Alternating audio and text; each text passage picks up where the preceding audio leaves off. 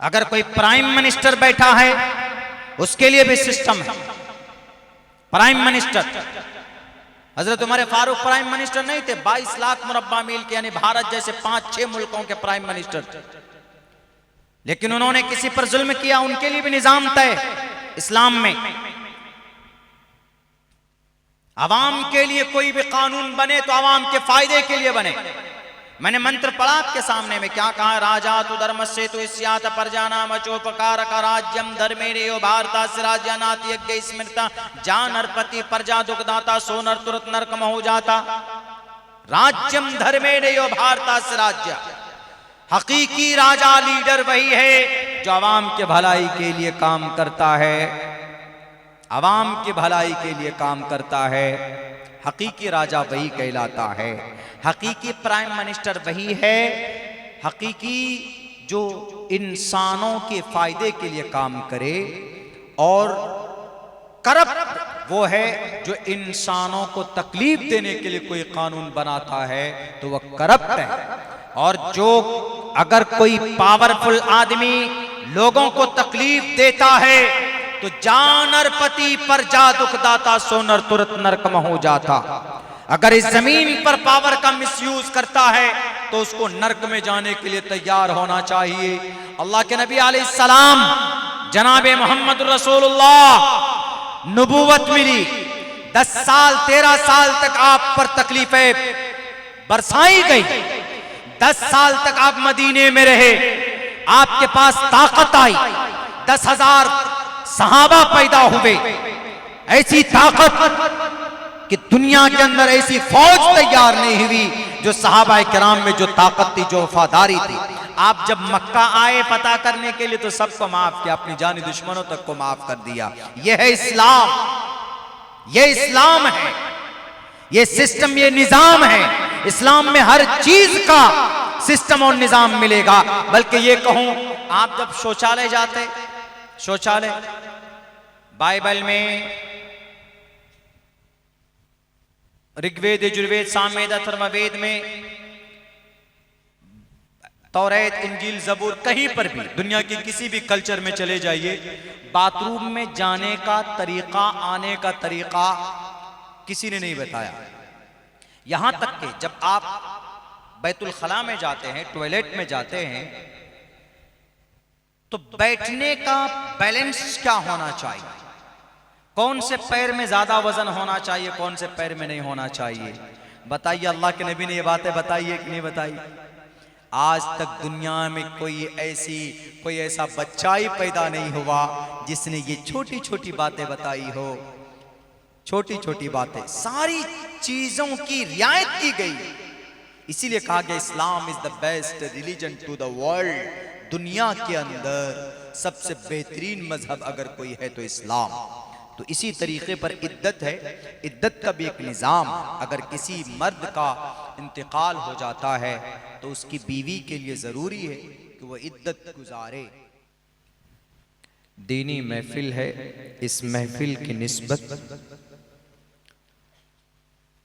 मुहर्रमुल हराम के महीने से है। अल्लाह की नज़र में पूरे साल में हम इंसानों के लिए अल्लाह ने 12 महीने मुकर्रर किए, उनमें सबसे मुहतरम और मुबारक महीना अल्लाह की तरफ से 4 महीने, उन 4 महीनों में से एक महीना मुहर्रम का महीना।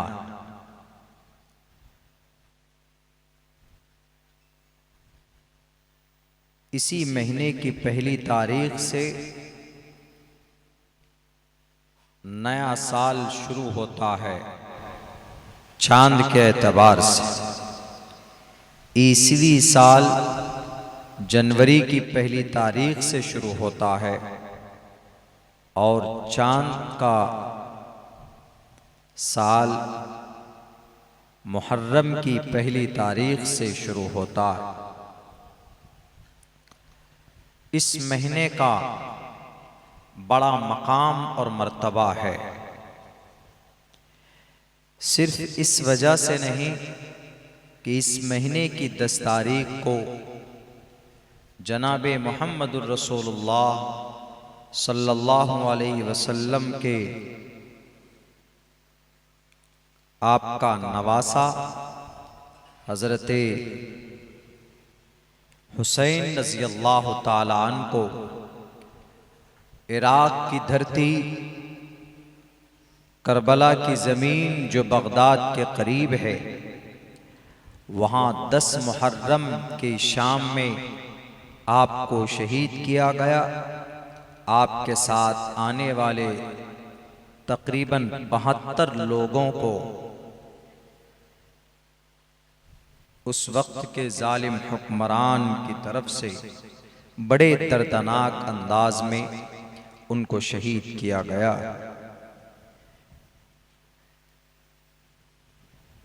अल्लाह के नबी अलैहिस्सलाम की हिजरत के 61 साल बाद ये हादसा पेश आया, ये वाक़या पेश आया। मगर अल्लाह के नबी अलैहिस्सलाम अपनी ज़िंदगी में इस महीने की 10 तारीख को कसरत से, पाबंदी से, दवाम से आप अलैहिस्सलाम मुहर्रम की 10 तारीख को रोज़ा रखते थे।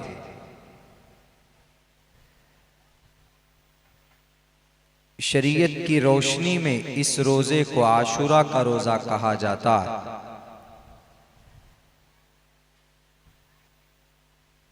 पहले रोज़ा 1 महीने का फ़र्ज नहीं था। जब आप मदीना आए मक्का से हिजरत करके, तब रोज़ा 1 महीने का फ़र्ज हुआ। उससे पहले आप अलैहिस्सलाम रोज़ा रखते थे आशूरा का, यही मुहर्रम की 10 तारीख का आप रोज़ा रखते थे, बल्कि ये रोज़ा फ़र्ज के दर्जे में था। तो आप अलैहिस्सलातु वस्सलाम जब मदीना आए तो 1 महीने का रोज़ा आप पर और आपकी उम्मत पर फ़र्ज किए गए। और जनाब मुहम्मदुर रसूलुल्लाह सल्लल्लाहु अलैहि वसल्लम ने अपनी कौम के लोगों से कहा कि लोगों, 1 महीने का रोज़ा फ़र्ज हो चुका है। अब वो जो पहले आशूरा का रोज़ा रखते थे दवाम के साथ, जो ज़रूरी था, अब वो ज़रूरी नहीं रहा, वो सुन्नत और मुस्तहब है। जो चाहेगा रखेगा तो उसको सवाब मिलेगा, जो नहीं रखेगा तो उसको कोई गुनाह नहीं है। लेकिन अब 1 महीने का रोज़ा हर एक मुसलमान पर फ़र्ज़ है। कुतिबा अलैकुमुस्सियाम कमा कुतिबा अलल्लज़ीना मिन क़ब्लिकुम लअल्लकुम तत्तक़ून, यह आयत नाजिल हुई। तो इस महीने की 10 तारीख का एक मकाम ये भी है। तो जनाब मुहम्मद रसूलुल्लाह सल्लल्लाहु अलैहि वसल्लम ने कहा कि अगर कोई मुहर्रम की 10 तारीख आशूरा का रोज़ा रखता है तो उसके पिछले साल के टोटल गुनाह माफ़ कर दिए जाते हैं। छोटे गुनाह, बड़े नहीं, गुनाह सगीरा जिसको बोलते हैं। बड़े गुनाह, कबीरा गुनाह, सूद है, ज़िना है, शराब है, जुआ है, माँ बाप की नाफरमानी है, झूठ है, चुगलखोरी है, बेईमानी है, ये माफ़ नहीं होते। छोटे गुनाह पूरे 1 साल के माफ़ कर दिए जाते हैं इस रोज़े की वजह से, इस एक रोज़े की वजह से। इस रोज़े की शुरुआत कब से हुई? हज़रत मूसा अलैहिस्सलातु वस्सलाम के ज़माने से। आप सब जानते हैं कि इस धरती पर एक बहुत बड़ा जालिम बादशाह गुजरा है, जिसका नाम कुरान में जिक्र है। वो फिरौन बहुत बड़ा जालिम, अना रब्बुकुमुल आला, ये कहता था कि मैं जमीन का सबसे बड़ा रब, मुझसे बेहतर कोई नहीं है। उसका एक बड़ा गुनाह ये भी था, कौम और समाज के छोटे लड़कों को, बच्चों को ज़िबा करता था, लड़कियों को छोड़ देता था।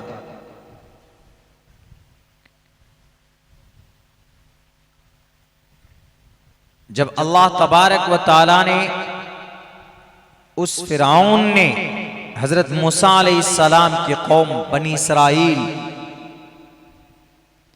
उस जालिम फिरौन से जब निजात दी, जब वहां से फिरौन के चुंगल से हजरत मूसा अलैहिस्सलाम अपने कौम बनी इसराइल को लेकर निकल गए,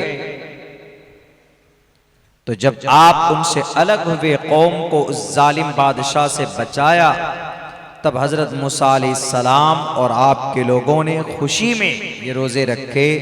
तब से ये रोजा चला आ रहा। तो अल्लाह के नबी अलैहिस्सलाम ने कहा, आप जिस जमाने में पैदा हुए तो हजरत मूसा के मानने वालों को उस जमाने में यहूदी कहा जाता था, और आज भी वही यहूदी है, लेकिन अलग हो गए वो, क्योंकि आज वो हजरत मूसा को नहीं मानते।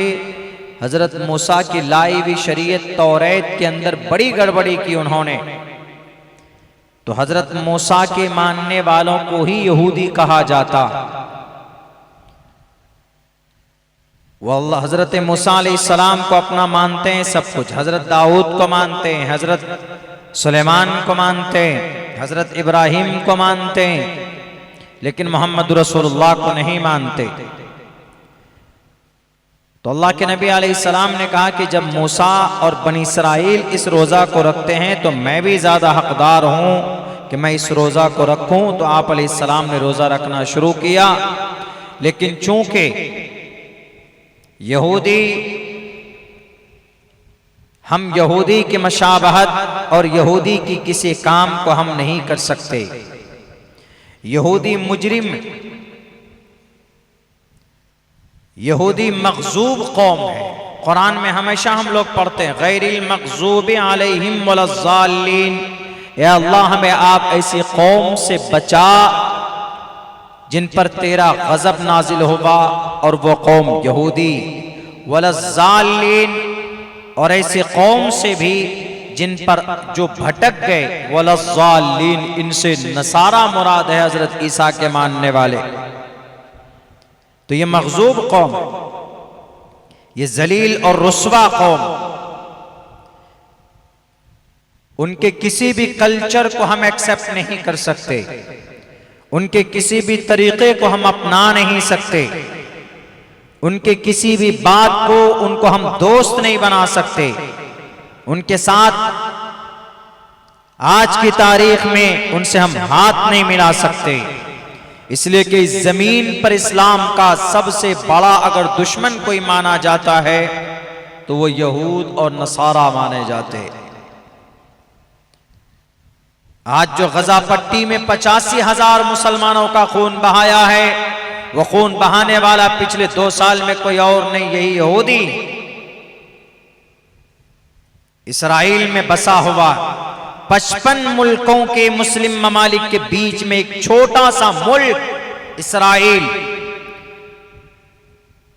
और इसको मुकम्मल तौर पर कोई सपोर्ट कर रहा है तो अमेरिका कर रहा है, और अमेरिका को भी कोई चलाता है तो वो यहूदी ही चलाता है।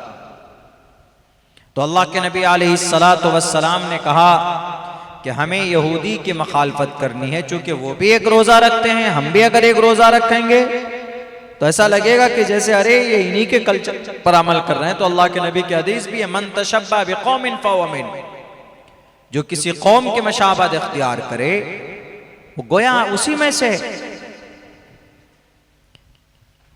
अल्लाह के नबी की साफ और वाज़ेह हदीस है, इसीलिए अल्लाह के नबी अलैहिस्सलाम ने फरमाया कि वो एक रोजे रखते हैं तो 2 रोजे हम रखा करेंगे आइंदा से। आप अलैहिस्सलाम का यह फरमान मौजूद है। इसीलिए मुहर्रम के महीने में जो काम करना है वो ये कि हमें रोजा रखना है। आज मैं आया हूं अपने इलाके से, सीमांचल से यहां तक तकरीबन 200 सवा 200 गालिबन 230 किलोमीटर दूर पड़े। उनमें से रास्ते में हमने जो दृश्य देखा है, जो हालत हमने देखी, मुहर्रम के नाम पर क्या क्या खुराफात है, अंदर से दिल रोता है कि ये इस्लाम के नाम पर, शरीयत के नाम पर समाज और कौम में इतनी बड़ी तब्दीली, इतने खुराफात तसव्वुर नहीं किया जा सकता। मुहर्रम के नाम पर, कि मुहर्रम का महीना आया और इस महीने के अंदर में बाज़ाब्ता बाकायदा डीजे का नज्म किया जाता है, यूनिफॉर्म पहनते हैं बच्चे, ड्रेस पहनते हैं छोटे छोटे बच्चे, जवान भी कुछ, और फिर रास्ते को जाम करते हैं। कहीं कहीं पर तो रास्ते में गाड़ी रोककर पैसा भी मांगते हैं। एक दो जगह ऐसा हुआ, आते हुए हमने देखा कि सड़कों के किनारे बैठकर शराब पार्टी चल रही। ये सब किस नाम पर हो रहा? मुहर्रम के नाम पर हो रहा। मुहर्रम में सिर्फ 2 काम करना है, सिर्फ 2 काम। पहले नंबर पर रोजा रखना है मुहर्रम की 10 तारीख को, और 2 रोजे रखने, एक 10 को, उसके साथ 2 रोजा एक और मिला लीजिए, या तो 9 तारीख की मिला लीजिए या 11 तारीख में। लेकिन अगर कोई एक भी रखता है तो चल सकता है, लेकिन 2 रोजा रखना चाहिए। ये काम। और एक बहुत ज़ईफ और एक बहुत ही लेकिन फजीलत पेश की जा सकती है फजीलत के लिए, वो ये है कि अपने घर में थोड़ा अच्छा खाना बन जाए उस दिन अपने बच्चों पर, तो अच्छी बात है, बना सकते हैं, इसकी इजाजत। सिर्फ ये 2 काम। वरना कोई माए का लाल अगर ये कहे कि मौलाना तीसरा काम ये भी है, ढोल बजाना, डीजे लगाकर डांस करना, यूनिफॉर्म पहनकर, एकदम लिबास पहनते हैं, शराब पीकर सड़कों के ऊपर साइड एक तरफ चलते हैं और आवाजें आती है, डीजे डिस्को, उसके अंदर में नात है, कुछ नात नज़म है और उसके अंदर म्यूजिक सेट कर दिया गया और उसको बजाते हैं और ये कहते हैं कि मुहर्रम का महीना। मुझे बता दीजिए, जब से इस्लाम आया, जब से इस्लाम आया तब से लेकर आज तक कोई माए का लाल ये कहे कि मौलाना ढोल है, डीजे है, डिस्को है, बाजा है, शराब है, कोई बता दे कहीं पर भी। पूरी दुनिया के अंदर यह बात कही जा सकती है कि ये सब खुराफात है, इसकी शरीयत के अंदर में कोई परमिशन नहीं, इजाजत नहीं। मुहर्रम के नाम पर ये खुराफात नारा लगाते हैं या हुसैन का। हजरत हुसैन रजी अल्लाह ताला अन्हु की शहादत, मातम मनाते हैं उनके नाम पर, मातम पागलों के तरह करते हैं। मातम किसके नाम पर मनाया जाता है? जो कोई मर गया। हजरत हुसैन शहीद हुए और शहीद तो मरता नहीं है, वो तो अल्लाह के पास जिंदा, उनको रिस्क भी दिया जाता। कोई भी आदमी अपने मरे जिंदा बाप के नाम पर, उनके नाम से कोई मातम करता नहीं करता है, तो फिर हम मुसलमान क्यों करते, हमारे बच्चे क्यों करते? इसीलिए खुदा के वास्ते आज पूरी दुनिया एक प्लेटफॉर्म पर खड़ी है इस उम्मत को मिटाने के लिए, और ये उम्मत गुनाह करके, शरीयत की नाफरमानी करके, खुराफात और बिदात की जिंदगी गुजार कर इन जालिमों को अपने ऊपर खुद से मुसल्लत करती है कि आओ तुम हमें मिटाओ। 85,000 लोग मारे गए हैं पिछले 2 साल के अंदर गजा पट्टी में। 85,000, उनमें से 22 से 25,000 बच्चे, दूध पीते बच्चे। हम तो खाते हैं मटन और चिकन, मांस मच्छी खाते हैं, उनके पास घास तक नहीं है खाने के लिए, पेड़ के पत्ते नहीं है उनके पास खाने के लिए, चारों तरफ से रास्ते बंद हैं, खाना भी नहीं पहुंचता। उनकी मदद करने के लिए उनका पड़ोसी मिस्र था, लेकिन बेईमान बन चुका है मिस्र। गजा पट्टी के ऊपर बम बरसाया जा रहा है, RDX की बारिश की जा रही है, कोई मदद नहीं है आसमान से, न जमीन से, न दाएं से, न बाएं से। बच्चे भूख से तड़प रहे, 85,000 लोग मारे गए। बहुत सी फैमिली ऐसी है कि सिर्फ बच्चे बाकी हैं, बाकी मां बाप मर चुके, कहीं कहीं तो सिर्फ मां जिंदा है, पूरी फैमिली मर चुकी है, शहीद हो गए हैं। लेकिन फिर भी इतनी परेशानी के आलम में भी वो अल्लाह की जात पर भरोसा रखते हैं और ये कहते हैं हस्बुनल्लाह व निअमल वकील। 2 साल से ऐसा चल रहा, 2 साल से निहत्थे हैं वो। गजा पट्टी में जो लड़ने वाले हैं उनके पास तीर तलवार भाला नेजा कुछ नहीं है, बल्कि वो अल्लाह के नाम पर अपनी दीन और अपनी शरीयत की बका और हिफाजत के लिए वो लोग लड़ रहे हैं। और उनको मारने वाला कौन? ये यहूदी, ये जालिम। मेरे भाइयों, मेरे साथियों, इसीलिए खुदा के वास्ते अल्लाह से रिश्ता मजबूत करने का आज वक्त है। जब मुसलमानों का गुनाह बढ़ता है उम्मत का, तो अल्लाह तबारक व तआला ऐसे ही जालिमों को मुसल्लत करते हैं किसी इलाके में। और ये वाज़े दलील है कि अगर कोई जालिम बादशाह मुसल्लत होता है तो समझ लीजिए कि कौम के गुनाह के बदौलत अल्लाह ने उनको मुसल्लत किया। आज हमारे भारत के अंदर क्या हो रहा? हमारी मस्जिदें शहीद की जा रही, मदरसों में अब ताले लग रहे हैं। उत्तर प्रदेश के 20 मदरसे, 25 मदरसे में ताले लगे, उत्तराखंड के 90 मदरसे बंद किए गए, अभी की बात है, महीना 1.5 महीना पहले की बात। असम के 1303 मदरसे बंद किए गए। आपके बिहार, आपके बंगाल में भी कभी अगर जालिम ताकत, फस्ताई ताकत अगर कुर्सी पर बैठेगी तो आपके एक एक मस्जिद और एक एक मदरसे का ब्यौरा आपको देना होगा। मेरे भाइयों, मेरे साथियों, हमारे नौजवान समझते नहीं। हमारा नौजवान समझता है कि अरे मुहर्रम आया, खूब से चीखो चिल्लाओ, शराब पियो।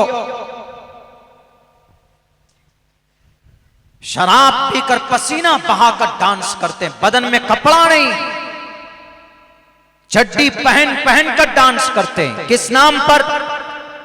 कि मुहर्रम है। बाहर से ट्रेन में भर भर कर आते, किस लिए? चलो मुहर्रम है, ताजिया बनाएंगे, दुलदुल बनाएंगे, कमेटी बनाकर बाज़ाब्ता पैसे जमा करते। क्या कभी पैसा जमा किया कि समाज में गरीब लोग हैं उनकी मदद की जाए?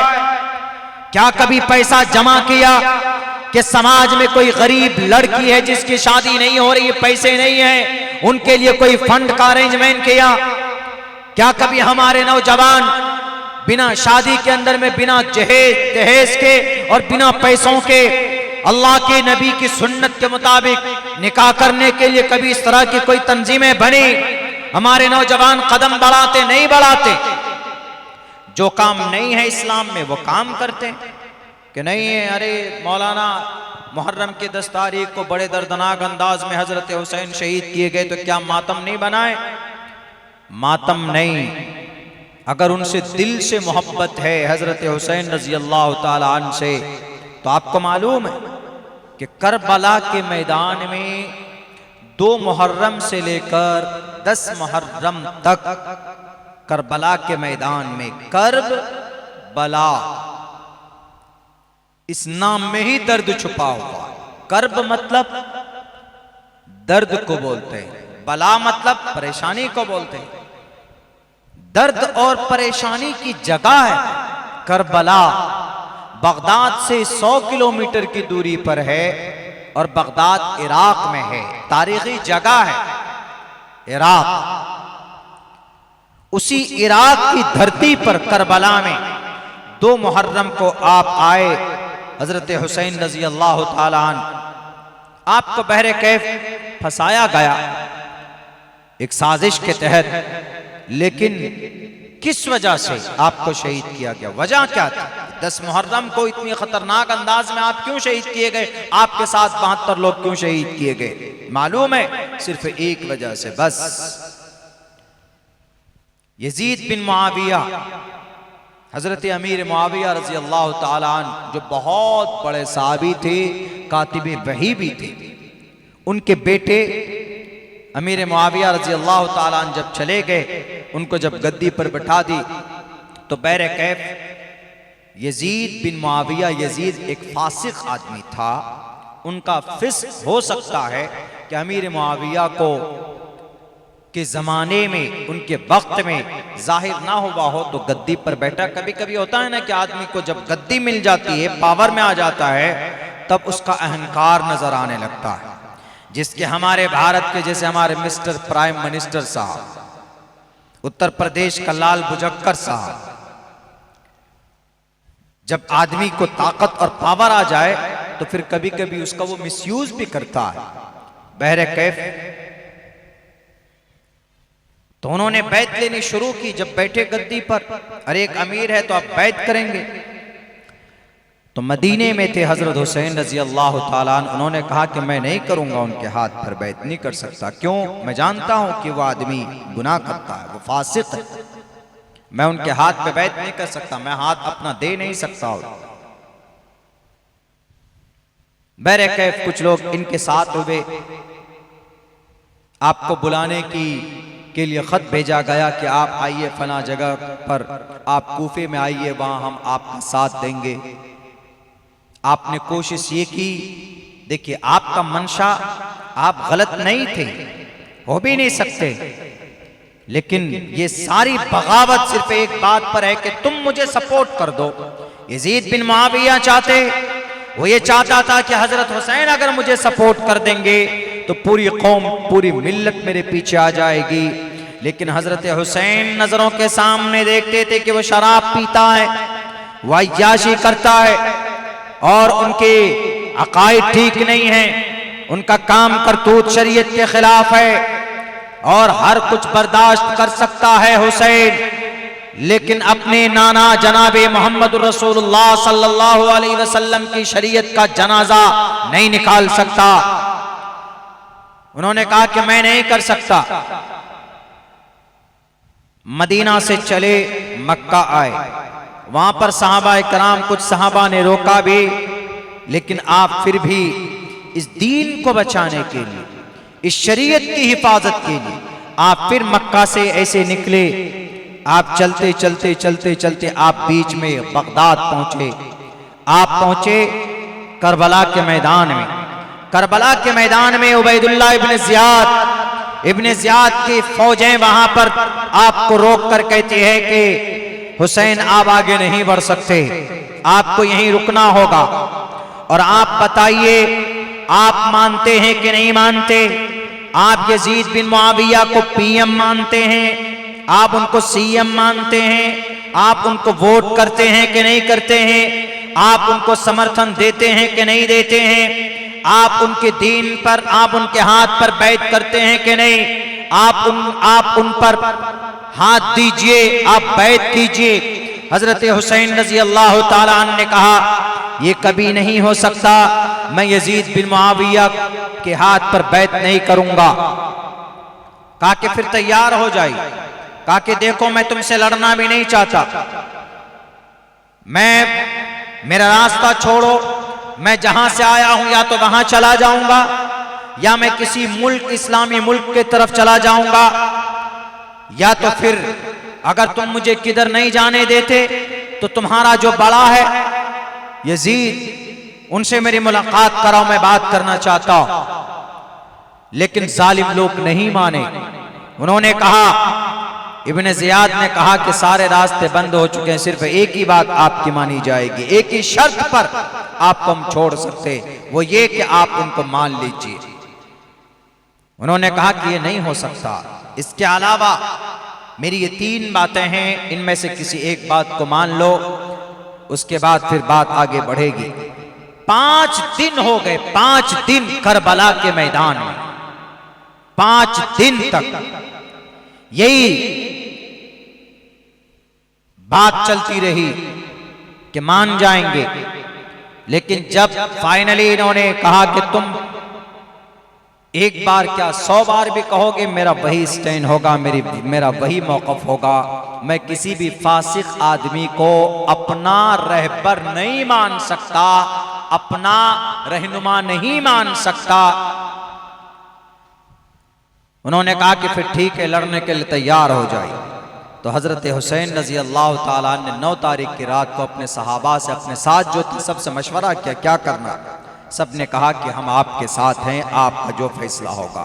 कहा कि बस अब आखिरी वक्त बचा है, लगता नहीं कि ना तो ये हमें जाने देंगे यहाँ से, और इन्होंने बिल्कुल रास्ता बंद कर दिया। एक ही रास्ता है निकलने का, वो ये कि एक जालिम को तस्लीम कर लिया जाए, एक मौका परस्त को तस्लीम कर लिया जाए, एक शरीयत के बागी को, एक शरीयत के मुनकिर को तस्लीम कर लिया जाए। बहरे-कैफ उन्होंने कहा कि हम ये चीज़ बर्दाश्त नहीं कर सकते। फैसला हो गया कि लड़ाई होगी। 10 तारीख 10 मुहर्रम को लड़ाई शुरू होती है। मेरे भाइयों, करबला के मैदान में हजरत हुसैन रज़ी अल्लाह ताला अपने अनुयायी के साथ, जो लोग साथ आए थे, छोटे बच्चे भी थे, उनमें कुछ नौजवान थे, कुछ उम्र दराज भी थे, कुछ औरतें थी। औरतें तो खेमे में रही बच गई थी, जिनकी वजह से ये वाकया सुनने को मिला कि ऐसा ऐसा वहां पर हुआ था। लेकिन उन जालिमों ने चारों तरफ से रास्ते बंद कर दिए। कुछ दिन तक तो कुछ दिन पानी तक बंद कर दिया था। हजरत हुसैन रज़ी अल्लाह ताला अन्हु मुकाबले के लिए मैदान में निकले हैं। नमाज का वक्त होता है तो आप वहां पर नमाज भी अदा करते हैं। करबला के मैदान में, रणभूमि में, बैटलफील्ड में नमाज अदा करते। आज जितने भी नौजवान डिस्को डांस गाना बाजा लेकर चलता, गाड़ियों पर डीजे लगाकर, ड्रेस पहनकर जो शराब के नशे में धुत होकर तुम हुसैन के नाम पर डांस करते हो, क्या तुम्हें हुसैन की नमाज नजर नहीं आती? मैदान करबला में, इराक की धरती पर, रणभूमि मैदान में नमाज का वक्त होता है तो हजरत हुसैन रज़ी अल्लाह ताला नमाज के लिए सजदे में चले जाते, नमाज अदा करते। अरे करबला के मैदान में उनकी नमाज कज़ा नहीं हुई और उनका नाम लेकर तुम सड़कों पर डिस्को बजाते, डांस करते हो, उनके नाम पर ताजिया बनाया जाता। क्या इस्लाम में ताजिया बनाकर मन्नत मांगना जायज है? अगर किसी से मदद मांगी जा सकती है तो सिर्फ अल्लाह तबारक व तआला की जात है, बाकी दुनिया की किसी हस्ती से मदद नहीं मांगी जा सकती। ताजिया बनाते, मदद मांगते कि हमारे घर में ऐसा हो गया तो हम मुहर्रम के महीने में 52 हाथ का ताजिया बनाएंगे। अल्लाह का कुरान कहता है, अताबुदून मा तनहितून, क्या तुम ऐसी चीज से मन्नत मांगते हो, ऐसी चीज की पूजा करते हो जिनको तुम अपने हाथों से बनाते हो? ताजिया अपने हाथ से बनाया जाता, तब जाकर अगर उनसे मन्नत मांगा जाता। अरे अपने हाथ से हिंदू मूर्ति भी बनाता, शिव जी की मूर्ति बनाता और दुर्गा माता की मूर्ति बनाता है, कोई कृष्ण जी की मूर्ति बनाता, कोई हनुमान जी की मूर्ति बनाता, कोई सीता की मूर्ति बनाता है, कोई राम की, कोई लक्ष्मण की मूर्ति बनाता। अगर मूर्ति बनाकर उसकी पूजा प्रार्थना करने की परमिशन नहीं है हिंदू धर्म के अंदर भी, तो इस्लाम के अंदर तो और भी ज्यादा नहीं है। अगर आप उनको मूर्ति पूजने की वजह से कहते हैं कि तुम काफिर हो, इसलिए कि तुम मूर्ति को पूजते हो, तुम बेजान चीज की इबादत करते हो, तो ताजिया बनाना, उसके इर्द गिर्द चक्कर लगाना, घोड़े बनाना, न मालूम क्या क्या खुराफात है, और उनसे उम्मीदें मांगते, मन्नत मांगते हैं, नाजायज और हराम है। जैसा हिंदू मूर्ति पूजा करने की वजह से नास्तिक बन जाता ईश्वर के नजर में, अगर कोई मुसलमान अल्लाह को छोड़कर किसी खुराफात में पढ़कर किसी चीज से अगर मदद मांगता है तो वो मुसलमान भी मुशरिक हो जाता है। उसका भी वही ऑर्डर है जो एक बुत परस्त का हुक्म है, वही एक हाथों से बनाए हुए किसी मन घड़त चीज की पूजा करने वाला, उनसे मन्नतें मांगने वाले एक मुसलमान की भी वही हैसियत है। हजरत हुसैन से मोहब्बत करने वाले अगर यकीनन दिल में मोहब्बत है तो उन्होंने अपनी जिंदगी में कभी नमाज कज़ा नहीं होने दी। आप नमाज पढ़िए, उनसे मोहब्बत सच्चे मुहिब कहलाएंगे। अगर कोई सच्चा आशिक़ हुसैन है तो हुसैन रज़ी अल्लाह ताला अन्हु का एक नाम अबुल यतामा, अबुल मसाकीन था। अबुल मसाकीन का मतलब गांव समाज में मिस्कीन लोगों के बाप, यानी अगर उनके पड़ोस में, उनके इलाके में कोई यतीम और मिस्कीन लोग रहते हैं तो हजरत हुसैन की अपनी जिंदगी के अंदर एक काम यह था कि अपने पीठ पर गल्ला, अपनी पीठ पर आटा, उसकी थैली उठा उठाकर रातों को उसके घर में पहुंचाते थे, जिनकी वजह से उनका नाम एक अबुल मसाकीन भी पड़ा था। ये जितने भी डीजे बाजे, ये डमरू बजाते, इनसे पूछो कि अबुल मसाकीन किनका नाम है, कभी नहीं बता पाएंगे। ये हजरत हुसैन रज़ी अल्लाह ताला अन्हु का नाम अबुल मसाकीन। जान दे दी, नमाज में गए, नमाज में भी हमला किया गया हजरत हुसैन पर, और जब उनका सर काटा गया, सर तन से जुदा किया गया, तो मेरे भाइयों तो बड़े झूम उठे कौन, यजीदी, कि देखो आज हमने काम तमाम कर दिया है। ढोल तो वो लोग बजा रहे थे, आज तो हुसैन के नाम पर ढोल बजाने वाले असल में तुम यजीदियों के दोस्त हो। छोटे बच्चे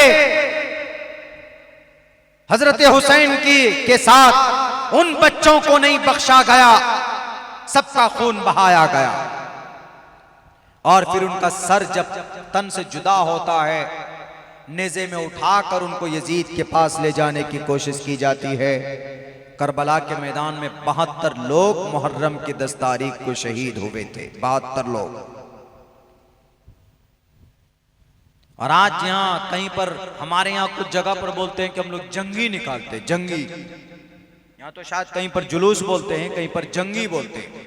जंगी का मतलब हम जंग करने वाले। कैसा जंग करने वाले? ये कौन सी जंग है जो डीजे और आगे आगे गाड़ी है, पीछे उसके सामने डांस करते हुए जाते हैं? इस्लाम में, शरीयत में इसकी कोई हैसियत नहीं है। मुहर्रम के महीने की फजीलत, 10 मुहर्रम की फजीलत या मुहर्रम के पूरे महीने की फजीलत हजरत हुसैन की शहादत की वजह से नहीं है, पहले से। हजरत हुसैन तो 61 हिजरी में शहीद हुए, 61 में।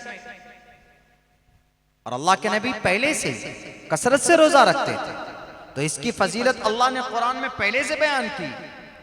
4 महीने, रजब, ज़िक़ाइदा, ज़िलहिज्जा, मुहर्रम, इनमें कुफ़ार मक्का भी जंग रोक देते थे। क्यों? अरे ये मोहतरम महीना है, बाबरकत महीना, पहले से ही इनकी फजीलत। सिर्फ हजरत हुसैन की शहादत की वजह से नहीं की, शहीद किए गए बड़े दर्दनाक अंदाज में, उन पर पानी रोका गया, खाना पीना बंद कर दिया गया। अगर सच पूछिए तो हजरत हुसैन की सुन्नत को अगर कोई जिंदा कर रहा है तो गजा पट्टी के बच्चे और वहां के लोग जिंदा कर रहे हैं। गजा पट्टी फलस्तीन का एक इलाका है जहां पर हमारे तकरीबन इतने सारे लोग शहीद किए गए हैं, मारे गए हैं, मस्जिदें, मदरसे सब के सब खत्म कर दिए गए वहां। लेकिन फिर भी उन्होंने नमाज नहीं छोड़ी। मस्जिद नहीं है, जुमा का टाइम होता है, मस्जिद के मलबे पर ही वो लोग मसल्ला बिछाकर नमाज पढ़ते। मदरसे नहीं है, बंद कर दिए गए। बंद क्या, सारे मकान है ही नहीं, बिल्डिंग तोड़ दी गई। लेकिन फिर भी वहां की माएँ और बहनें ऐसी हैं, हमारे समाज की माएँ और बहनें, कि टेंट में जो रहती है, ऐसी टेंट लगाकर टेंट के नीचे अपने बच्चों को हाफिज कुरान बनाती हैं। और अब तक तकरीबन 50 से 60 हजार बच्चे पिछले 2 साल में उन्होंने हाफिज कुरान बनाए। समाज की माँ और बहनें ऐसी कर रही।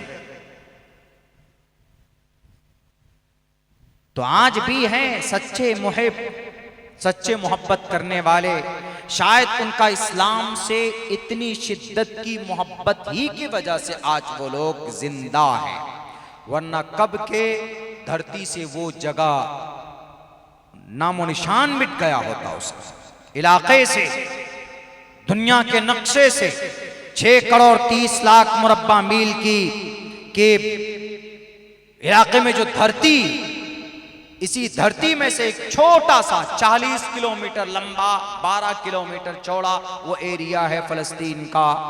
वो फलस्तीन एक ऐसी जगह है जहां पर अल्लाह ने सबसे ज्यादा नबियों को भेजा, सबसे ज्यादा नबियों को। इसीलिए उसका एक नाम सरजमीन अंबिया भी है, कि नबियों की जमीन। वहां बैतुल मक़दिस पे जिस मस्जिद के से जनाब मोहम्मद रसूलुल्लाह सल्लल्लाहु अलैहि वसल्लम आसमानी दुनिया का सफर करके आप जन्नत और जहन्नम और आप सिदरतुल मुंतहा मेराज, वाक़िया सफ़र मेराज, सुब्हानल्लज़ी असरा बिअब्दिही लैलन मिनल मस्जिदिल हराम इलल मस्जिदिल अक़सा अल्लज़ी बारकना हौलहू लिनुरियहू मिन आयातिना। आप अलैहिस्सलातु वस्सलाम वहाँ से लेकर आसमानी दुनिया पर गए, वहाँ से फिर सिदरतुल मुंतहा गए। सिदरतुल मुंतहा जहां से आगे कोई नहीं गया, लेकिन अल्लाह के नबी वहां तक गए। जब हजरत जिब्राइल साथ में थे तो सिदरतुल मुंतहा तक जब पहुंचे, बेड़ी का एक दरख्त है, बेड़ी का एक दरख्त, सिदरा बेड़ी के दरख्त को, बेड़ी का पेड़ जो होता है उसको बोलते हैं सिदरतुल मुंतहा। हजरत जिब्राइल भी वहां से आगे नहीं जाते, तो हजरत जिब्राइल रुक गए। अल्लाह के नबी ने कहा क्या हुआ? कहा कि अल्लाह के नबी यहाँ से आगे मेरी रसाई नहीं, यहाँ से आगे आप ही जा सकते। तो आप अलैहिस्सलातु वस्सलाम वहां से आगे गए। जब आप जा रहे थे तो एक सुरंग टाइप का एक रास्ता दिख रहा था, तो आपको कई तरह की आवाज आई, कलम की आवाज आई जो लोगों के तकदीर लिख रहे थे। और जब आप बिल्कुल करीब पहुंचे तो कुरान करीम में सूरह नज्म में उसका जिक्र है, सुम्मा दना फतदल्ला फकाना क़ाब क़ौसैनी औ अदना। ये अगरचे पहली वही लेकर जब हजरत जिब्राइल आए उसके ताल्लुक से है, लेकिन बाज़ मुफस्सिरीन ने, कुछ मुफस्सिरीन ने बात कही है कि सुम्मा दना फतदल्ला फकाना क़ाब क़ौसैनी औ अदना, कि बहुत करीब रह गए, बहुत करीब। अल्लाह के नबी अलैहिस्सलाम और अल्लाह की ज़ात अक़दस में आज तक अल्लाह की ज़ात को किसी आंख ने अगर देखा है तो जनाब मोहम्मद रसूलुल्लाह सल्लल्लाहु अलैहि वसल्लम ने देखा है। तो ये जो सफ़र शुरू हुआ था वो वही मस्जिद अक़सा से, और मस्जिद अक़सा फ़लस्तीन में है, और मस्जिद अक़सा 1967 से लेकर आज तक यहूदियों के कब्जे में। मेरे भाइयों, हम मुसलमानों की बदअमली की वजह से अल्लाह तबारक व तआला हमारी मस्जिदें और हमारे जो इदारे हैं ये सबको ख़त्म कर रहा है। ख़त्म क्या समझिए कि हमारी बदअमली की वजह से खुद जालिम आ रहे हैं। और जब आदमी का गुनाह बढ़ता है फिर क्या होता है? जब आदमी का गुनाह कसरत से बढ़ जाता है, हम नेकी समझ कर रहे हैं सब खुराफात कि मुहर्रम के महीने में नहीं हमें ये करना है वो करना है, नेकी समझकर हमारे नौजवान कर रहे हैं। उन नौजवानों को कौन बताएगा? मैं एक बहुत सख्त बात कहने जा रहा हूं। उन नौजवान अगर हमारे बेराह रो हैं, अगर हमारे में या आप में से आपका कोई लड़का या आपका कोई भाई अगर इस तरह करता है तो उसका जिम्मेदार आप हैं। आप कहिए कि इस्लाम में मुहर्रम के महीने में कोई डीजे नहीं, कोई गाना नहीं, कोई बाजा नहीं। इन सब से तौबा करो। और मुहर्रम के महीने में हजरत हुसैन से भी ज्यादा खतरनाक और दर्दनाक अंदाज में शहीद हुई कि नहीं हुई? कौन? बीबी सुमैया शहीद हुई। 80 साल की बूढ़ी औरत के जिस्म के 2 टुकड़े किए। 80 साल की बूढ़ी औरत थी। अबू जहल ने कहा कि सुमैया अपनी जान बचाओगी कि ईमान बचाओगी? बताओ। आज तुम्हारा नबी तो बचाने नहीं आने वाला। आज तुम्हारी जान बचेगी कि ईमान बचेगा? उन्होंने कहा कि अबू जहल मुझे डरा मत, तुझे जो करना है तू कर ले। मेरे जिस्म में एक जान के अल्लाह अगर 100 जान अता करेगा तो हर जान को अल्लाह के लिए कुर्बान करने के लिए तैयार। अबू जहल फिरौन से भी ज्यादा घमंडी था, मुतकब्बिर था। फिरौन तो मरते वक्त दरिया में तौबा कर रहा था, बल्कि डर से कह रहा था कि मैं मूसा के रब पर ईमान लाता हूं। लेकिन यह अबू जहल इतना बड़ा घमंडी था कि जब मरते वक्त इसका सर तन से जुदा करने की जब बारी आई तो अबू जहल ने कहा कि अब्दुल्लाह इब्न मसूद, मेरा सर काटोगे तो नीचे से काटना, ताकि लोगों के बीच में मेरा सर रखा जाए तो बड़ा दिखे, क्योंकि मैं अबू जहल हूं, मैं ताकि दिखे कि किसी सरदार का ये सर रखा होगा। इतना बड़ा मुतकब्बिर था, इतना बड़ा जालिम था। उन्होंने सुमैया को कहा, एक बूढ़ी औरत है, बूढ़ी 80 साल की औरत है, कि अबू जहल तुझे जो करना हो तो कर ले, मैं तो अल्लाह के दीन को मान चुकी हूं, मोहम्मद की शरीयत को अपना चुकी हूं। कहा कि अच्छा तो बताओ तुम्हारे मोहम्मद ने क्या कहा? हमारे मोहम्मद ने यह कहा कि अल्लाह के साथ किसी को शरीक मत करना, फर्ज नमाज जानबूझकर मत छोड़ना, शराब मत पीना। ये 3 बातें मेरे नबी ने हमें बताई है, तुमको जो करना हो तुम कर लो, मैं डरने वाली नहीं हूं तुमसे। ये सुनना था कि कितना खतरनाक मंजर होगा कि 60,000 लोग हैं चारों तरफ। मक्का की आबादी उस वक्त 93,000 की थी। 60,000 लोग, ढोल बजाया गया कि अरे सुमैया को सूली पर लटकाया जा रहा है। एक खंबा, उस खंबे में ऊपर लटकाकर उनके दोनों टांगों को 2 मुखालिफ सिमतों में ऊंट में बांधा, ऊंट में, एक इधर एक इधर। और तब सवाल जवाब हो रहा है, सुमैया बता, जान प्यारी है कि ईमान प्यारा? बताओ जरा, तुम्हारे नबी की दीन प्यारा है कि तुम्हारे रगों में जो खून है वो प्यारा?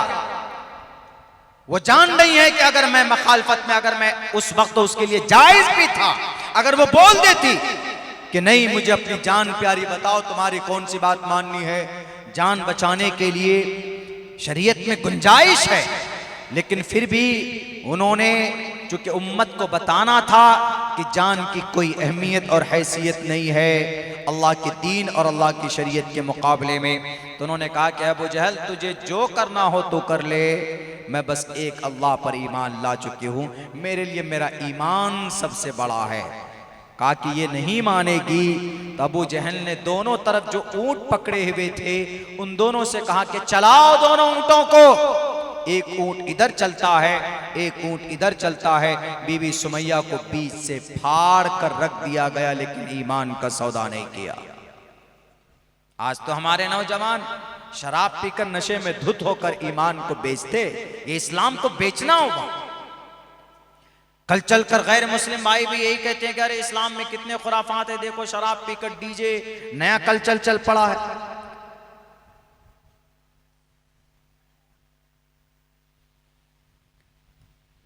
आप नौजवान हमारे इस उम्मत की रीढ़ की हड्डी, इस उम्मत की रीढ़ की हड्डी, यहां लिखा हुआ है इसमें कि नौजवानों के बारे में आपको मैं बता दूं कि गजा पट्टी में जालिम इसराइल का मुकाबला अगर कोई कर रहा है तो वो सिर्फ 5,000 नौजवान कर रहे हैं।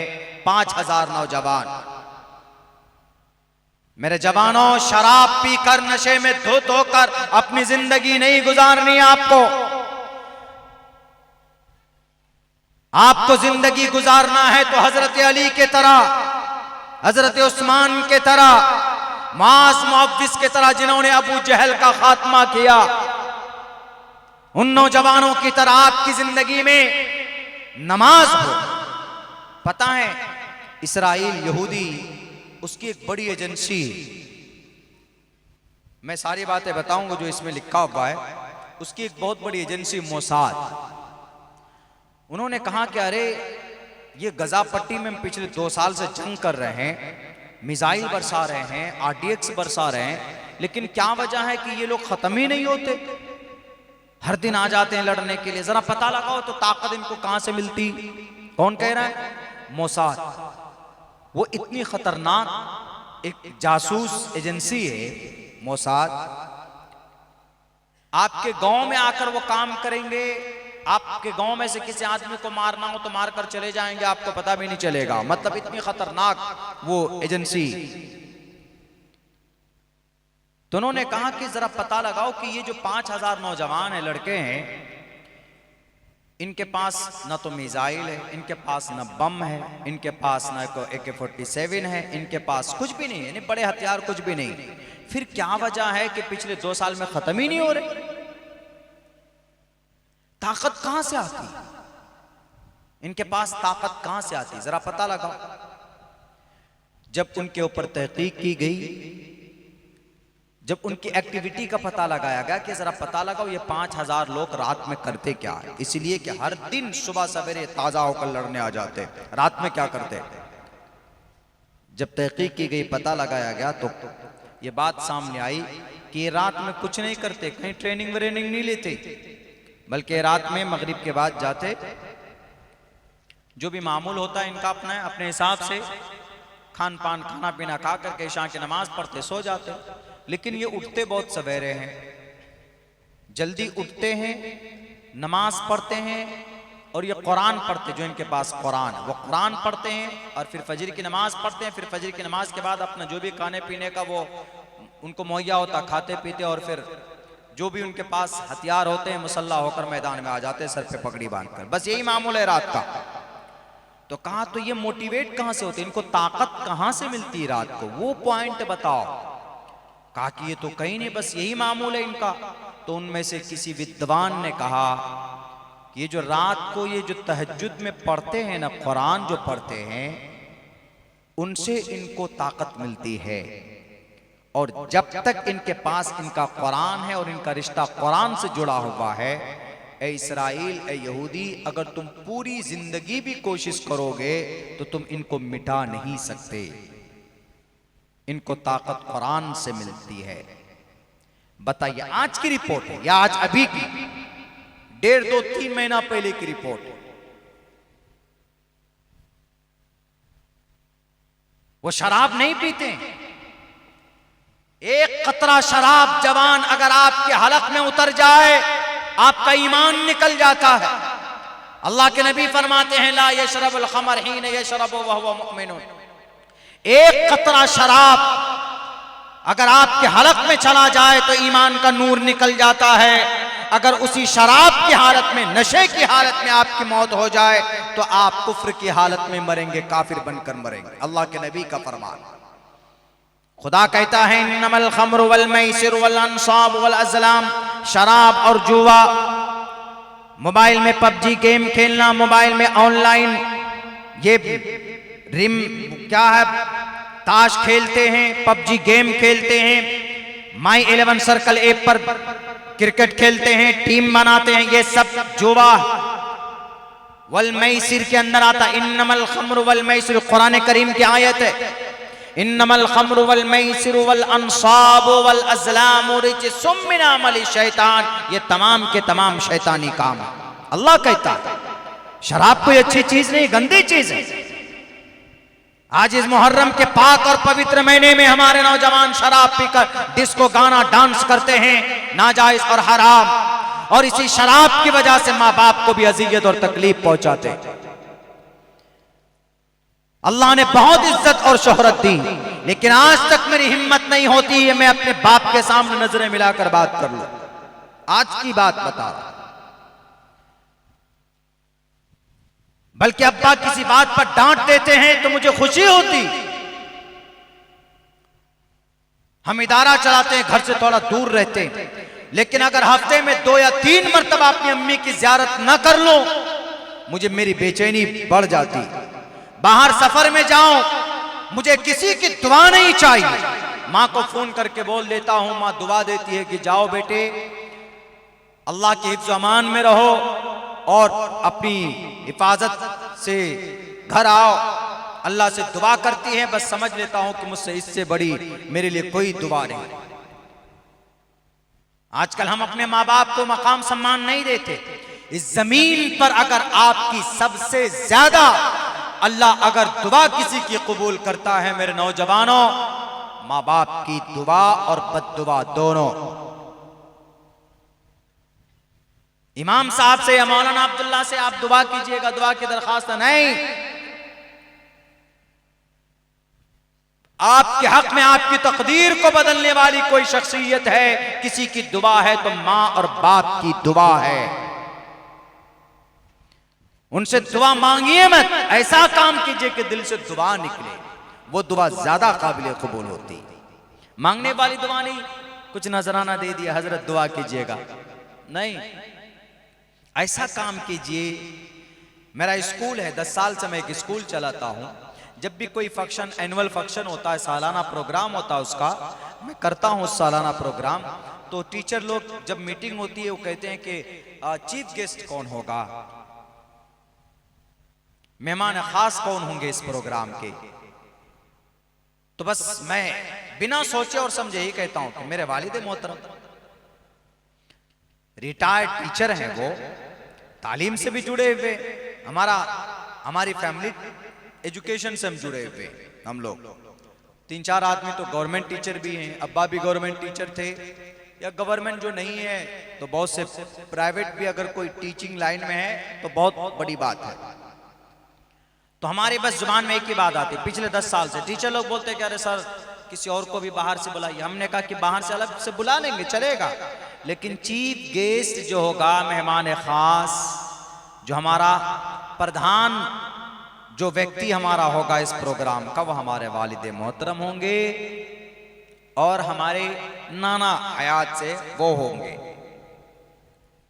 हमने कहा कि उनसे बड़ी दुआ हमारे लिए दिल से आज की तारीख में दुनिया के इंसानों में कोई नहीं निकाल सकता, कोई दे नहीं सकता।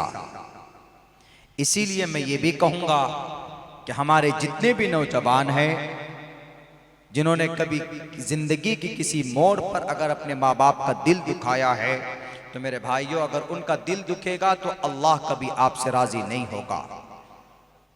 वला तकुल्लहुमा उफ, कुरान कहता माँ बाप को कभी उफ भी मत कहो, उफ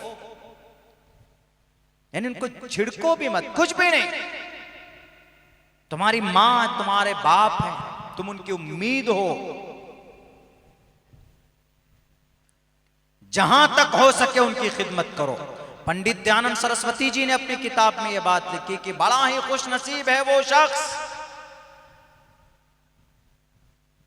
जिसको मां की तरबियत और बाप की तरबियत का मौका मिल जाए। मातृमान पितृमान चार्यवान पुरुषो वेदा। इंसान संस्कृत में है, सत्यार प्रकाश एक किताब है, पंडित दयानंद सरस्वती जी ने लिखी है किताब। बहुत जमाना पहले नहीं, अभी कुछ सालों पहले की बात है, हजरत मौलाना कासिम नानोतवी रहमतुल्लाहि अलैह के ज़माने में था। उनके साथ में कई मुनाजरे भी हुए।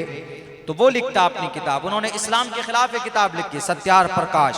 लेकिन शुरू में जब आप पढ़ेंगे तो शुरू में ही ये मंत्र है कि मातृमान पितृमान चार्यवान पुरुषो वेदा प्रशस्ता धार्मिकी विदिति यस्य समास्म गमः। बड़ा खुश नसीब वो बच्चा है जिसको उसकी माँ की तरबियत मिल जाए, घर पे माँ की तरबियत, बाप की तरबियत मिल जाए, उसके बाद टीचर उस्ताद की तरबियत मिले। और इससे भी ज्यादा खुश नसीब वो बच्चा है कि जिसके माँ बाप दीनदार मिल जाए। मातृमान पितृमान चार्यवान, मातृमान से मुराद माँ है, पितृमान से मतलब पिता है, चार्यवान से मतलब टीचर है।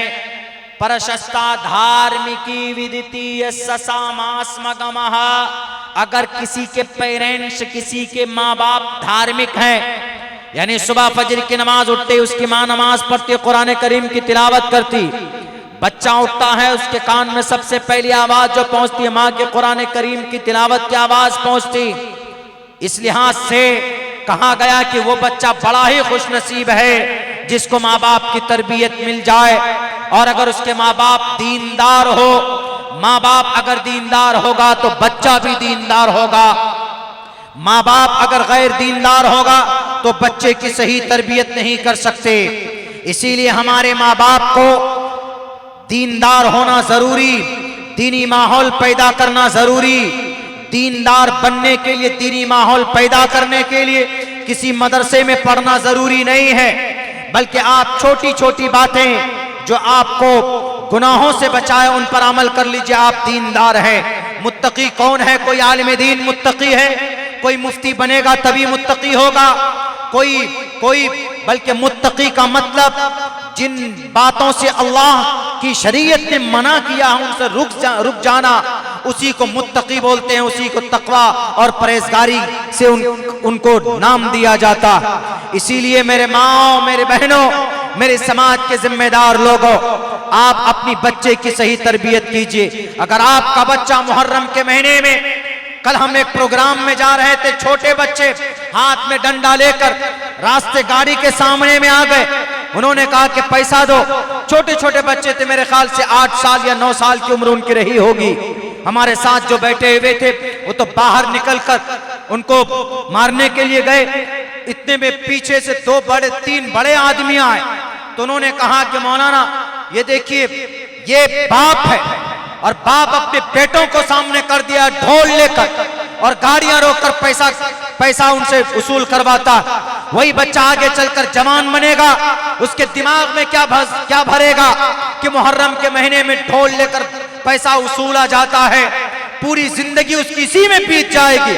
वही बाप अगर अपने बेटों को कहता कि बेटा मुहर्रम के महीने में रोजा रखना, मुहर्रम का महीना इसके अंदर में हजरत हुसैन को शहीद किया गया, लेकिन हजरत हुसैन शरीयत की बचाव के लिए, इस्लाम की बका के लिए, इस्लाम के तहफ़्फ़ुज़ के लिए वो बातिल से टकरा गए लेकिन झुके नहीं। ये तालीमात अगर बाप अपने बेटों को देगा तो बेटा कभी भी ढोल लेकर अपनी कमर नहीं हिलाएगा सड़कों के ऊपर। इसीलिए मैं कहा करता हूं, पंडित दयानंद सरस्वती जी ने भी ये बात कही कि बड़ा खुशनसीब है वो बच्चा, और वो बच्चा बहुत बड़ा बनता जब उसके माँ बाप की मेहनत होती, माँ बाप की सही तरबियत होती अपने बच्चों पर। अगर आपका बच्चा शराबी है तो जिम्मेदार पहले आप हैं, अगर आपका बच्चा बेनमाजी है तो जिम्मेदार पहले आप हैं। हम अगर 5 वक्त की नमाज मस्जिद में अदा करते और हमारा बच्चा कभी मस्जिद तक नहीं जाता, कभी उसका सर रब के सामने नहीं झुकता, तो याद रखो नमाज पढ़ने वालों, कल कयामत में रब्बे जुल जलाल पहले आपसे सवाल करेगा कि तुम्हारे घर में तुम्हारा बेटा नमाज नहीं पढ़ता था, तुम्हारे घर में तुम्हारी बीवी नमाज नहीं पढ़ती थी, तुम्हारे घर में तुम्हारी बेटियां नमाज नहीं पढ़ती थी, तुमने कभी कहा? कम से कम कहने का हक आपको है। वामुर अहलका, ऑर्डर दीजिए, वामुर अहलका बिस्सलाती, अपने अहलो अयाल को नमाज का ऑर्डर दीजिए, नमाज के बारे में पाबंदी कीजिए। इसीलिए अगर आज हमारा समाज का नौजवान बिगड़ता है तो हमारे गार्जियन लोगों के ऊपर उनकी जिम्मेदारी जाती है। आप जिम्मेदार हैं, आप उनको समझाइए कम से कम एक बार। अगर फिर भी वो गलत रास्ते पर जाता है तो आप उसको हिदायत नहीं दे सकते। अल्लाह के नबी अलैहिस्सलाम ने बड़ी मेहनत और बड़ी कद्दो काविश की कोशिश की, हजरती अपने ख्वाजा अबू तालिब अपने चचा को कलिमा पढ़ाने के लिए, लेकिन उन्होंने कोशिश की, नहीं लाए। 40 साल तक सरपरस्त रहे, लेकिन तब भी अपने चचा को मुसलमान नहीं बना पाए। इख्तिलाफी रिवायत तो यह है कि वह ईमान लाए थे फिर वह हट गए, इख्तिलाफी रिवायत यह कि नहीं ईमान लाकर तब उनका इंतकाल हुआ। लेकिन कुरान करीम की आयत यह है, अल्लाह के नबी को फरमाते, अल्लाह के नबी कहते रहे कि ए चचा एक मरतबा कलमा पढ़ लीजिए, जन्नत में ले जाने की जिम्मेदारी मेरी। लेकिन अल्लाह तबारक व तआला ने फौरन आयत नाजिल फरमाई, इन्नका ला तहदी मन अहबब्त वलाकिन्नल्लाह यहदी मन यशा। ए नबी, आप हिदायत नहीं दे सकते। अगर आपका बच्चा नमाज नहीं पढ़ता है, आप कहते भी हैं, आप कहने के मुकल्लफ हैं। आपका बच्चा शराब पीता, नशा करता, आप कहने के मुकल्लफ, आप कहिए, आप तरबियत की कोशिश कीजिए। अगर आपका बच्चा मुहर्रम के महीने में जुलूस में जाता है, डीजे के सामने डांस करता है, तो आप उसको रोकिए। अगर वो नहीं सुधरता है तो छोड़ दीजिए, लेकिन कम से कम जिम्मेदारी आपकी है कि उनकी आप सही तरबियत करें, उनको बताएं। मेरे भाइयों, मेरे साथियों, आज जो इतनी सारी परेशानियां हमारे और आपके बीच खड़ी की गई है, ये यकीन हमारे आमाल बद का नतीजा है। आमाल बद क्या है? हम लोग जानते हैं कि नमाज पढ़ना फर्ज है, तब भी नहीं पढ़ते हम लोग नमाज। इसीलिए अल्लाह का कुरान कहता है, ज़हरल फसाद फिल बर्रि वल बहरि बिमा कसबत ऐदिन नास। इंसानों की आमाल बद की वजह से फसाद पैदा होता है। भारत के अंदर भी फसाद पैदा हुआ, अभी भी तो बिहार में फसाद पैदा हो गया। पता आपको क्या हुआ बिहार में?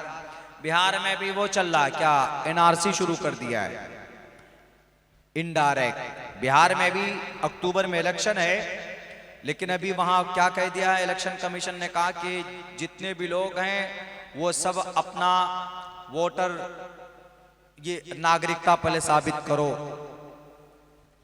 वोटर लिस्ट में अपडेट करें, दस्तावेज मांग रहे हैं। दस्तावेज में से क्या क्या? पैन कार्ड नहीं चलेगा, वाह। बैंक खोलने जाइए तो पैन कार्ड चलेगा, नागरिकता साबित करने के लिए पैन कार्ड नहीं चलेगा। आधार कार्ड चलता है, ड्राइविंग लाइसेंस चलता है, राशन कार्ड चलता है, यही चारों डॉक्यूमेंट्स हैं जो अक्सर यूज होता है। लेकिन वहां पर ये चारों डॉक्यूमेंट्स अनवैलिड नहीं चलेगा। वो लाइए 1987 में जिनका जन्म हुआ 1987 के बाद में, तो उनको 2 पेपर देना पड़ेगा अपना, अपने माँ बाप का। ये सारी परेशानी एक तरह से। अब से पहले बड़ी परेशानी आई कौन सी? वक्फ की, वो भी एक बहुत बड़ी परेशानी। हिंदू भाई बोलने लगे कि क्या हुआ, वक्फ की प्रॉपर्टी जा रही, वक्फ की कोई वक्फ का फरमान है ही नहीं कुरान में। ये मुसलमानों ने, मौलानाओं ने अपने तरफ से तकरीर में कह कह के लोगों को बरगला दिया। हमने कहा कि झूठ बात, कुरान में भी है और आपकी गीता में भी है। हमने कहा कुरान तो छोड़ो, आपके गीता में वक्फ का मतलब दान करना। आप ही अगर कहीं पर कोई मस्जिद बनती है, कोई जमीन दे देता है, दान करना, वही दान। हमने कहा इसी दान को वक्फ बोलते हैं। और हमने कहा कि कुरान तो छोड़िए, आपकी गीता में दातव्यमिति यद्यानम दीयते नुपकारिणे देशे काले च पात्रे च तद्दानम सात्मिकम स्मृतम। एक गुरुजी भी आए हुए थे दिल्ली से, एक प्रोग्राम में भी 15-20 दिन पहले की बात है। हमने कहा कि गुरुजी हिंदू धर्म गुरु थे, वो कोई महाराज थे, वो गीता लेके आते हैं अक्सर जगह पर। दीनी जलसों में उनको कहीं पर बुलाते हैं जहाँ पर हिंदू मुस्लिम जैसे मिल के रहते हैं। अभी एक प्रोग्राम था भागलपुर में, तो वहाँ उस मोहल्ले के अंदर में जो मुखिया वगैरह सब थे वो यादव ही थे, हिंदू थे। उन्होंने कहा कि मौलाना साहब आपका मदरसा है, सारा खर्च हम करेंगे, आधे से ज़्यादा खर्चा हम करेंगे, लेकिन शर्त यह है कि आपका चतुर्वेदी आएगा तो हमारा भी महाराज आएगा, दिल्ली से हम बुलाएंगे। कहा कोई बात नहीं, बुला लीजिए, अच्छी बात है, हिंदू मुसलमान मिलकर रहे जितना इतनी अच्छी बात। तो वहां पर एक तरफ कुरान की बात हो रही थी, एक तरफ गीता। तो मुझे दावत दिया गया, वहां पर हम पहुंचे तो वो गुरुजी महाराज साहब जो थे उनके पास गीता, वो गीता खोल कर पढ़ते थे, गीता का मंत्र पढ़ते थे, लोगों को समझाते थे। धर्म क्षेत्रे कुरुक्षेत्रे समवेता योत्समः मामका पांडवाश्च किम कुर्वत संजय कुतस्तवा कस्मलिदं विश्वे समुपस्थितम अनार्य जुष्टम कीर्ति कर्मजुनः शुद्रो हृदय दौर्बल्यम। ये गीता के श्लोक हैं, गीता के मंत्र हैं। तो वो पढ़ते थे, उसका एक्सप्लेन करते थे।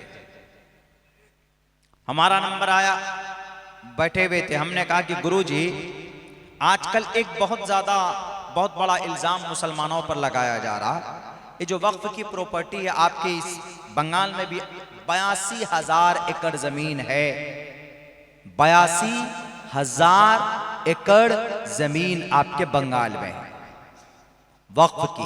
वक्फ का मतलब जिसको दान कर दिया अल्लाह के रास्ते में। आप में से बहुत से लोगों को नहीं मालूम। तो हमने कहा कि आपकी तरफ से इल्जाम लगता है कि मुसलमानों का जो कुरान है उस कुरान में वक्फ का कहीं चर्चा ही नहीं, दान का कहीं चर्चा ही नहीं। हालांकि है, कुरान में है, लन तनालुल बिर्रा हत्ता तुनफिकू। नफका यनफिकू का मतलब आता है खर्चा करना, अल्लाह के रास्ते में खर्च करना, देना। कई जगह पर लफ्ज वक्फ नहीं है, लफ्ज वक्फ एग्जैक्ट वक्फ नहीं है। हमने कहा कि लफ्ज वक्फ एग्जैक्ट नहीं, लेकिन दूसरा लफ्ज है अल्लाह के रास्ते में दान करना, खर्च करने के लिए। नफकुन, नफका यनफिकु, नफकुन युनफिकून, अनफका युनफिकु, इन्फाक लफ्ज है, इस्तेमाल कई जगह होगा।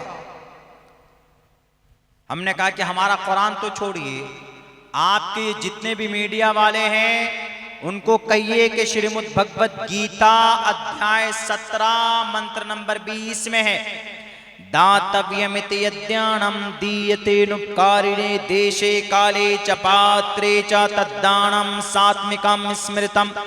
मैंने गुरुजी से कहा कि देखिए आपके पास गीता है। मैंने कहा कि आप खोल कर देखिए कि गीता के अध्याय 17 मंत्र नंबर 20 में है कि नहीं है लिखा हुआ ये मंत्र। और इस मंत्र का तर्जमा क्या है? इस मंत्र का मतलब यह है कि अगर आपके गांव में कोई गरीब है उसकी मदद करना दान है। आपके गांव में कोई भूखा है उसको खाना खिलाना दान है। आपके गांव में कोई कमजोर आदमी है, पैसों की जरूरत है, उसको पैसा देना दान है। किसी की कोई मदद कर रहा है गांव में तो मदद करना दान है। और ये दान होना चाहिए। श्री कृष्ण जी का पैगाम। हमने कहा कि अल्लाह के नबी ने भी यही बात कही, हमारे नबी ने जनाब मोहम्मद रसूलुल्लाह ने, और अल्लाह ने कुरान में, अल्लाह के नबी ने अपने हदीस में कि दान करो, खर्च करो, दान करना चाहिए, सदका करना चाहिए। सदक़े से बड़ी बड़ी बलाएं दूर हो जाती है। सदक़तु तरुद्दुल बला।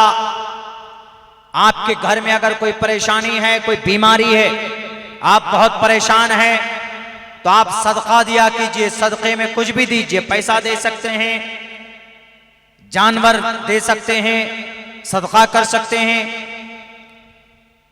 अस्सदक़तु तरुद्दुल बला।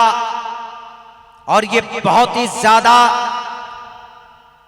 कामयाब फार्मूला है, सदका देना, सदका देकर परेशानी को टालना। मैं आपको एक छोटा सा वाकया बताता हूं। मेरे एक उस्ताद मोहतरम थे, उनका एक बेटा तकरीबन 3 महीने का जन्म हुआ। बहुत खतरनाक बीमारी हो गई उसको, यानी वो बच्चा 3 महीने का था तो डॉक्टर ने कहा कि अगले 1 महीने के अंदर ये बच्चा नहीं रुकेगा। इस मर्ज का कोई भी पेशेंट नहीं रुकता है, बचता नहीं है। शायद कोई खतरनाक बीमारी, कैंसर वैंसर कुछ इस तरह का हुआ होगा। तो वो हमारे जो उस्ताद थे बड़े नेक थे, बड़े अल्लाह वाले, उनसे लोग बड़े अकीदत रखते थे, बड़े अल्लाह वाले थे। तो उन्होंने, डॉक्टर ने कहा कि कारी साहब बच्चे को आप लेकर जाइए घर पे रखिएगा वहीं पर, क्यों खामखा वेंटिलेटर पर रखे में इतना पैसा खर्चा हो रहा है। तो उन्होंने कहा क्यों? कहा कि ये ज्यादा दिन तक नहीं टिकेगा। कहा कैसे? कहा कि इस मर्ज का जितना भी बच्चा आज तक आया है 99% बच्चा जिया नहीं है, मर गया है।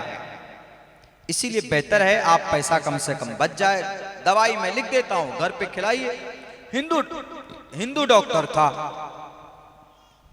तो उस हिंदू डॉक्टर ने कहा, उस हिंदू डॉक्टर को उस कारी साहब ने कहा कि तुम खुदा हो जो तुम कह रहे हो कि ये बच्चा नहीं बचेगा।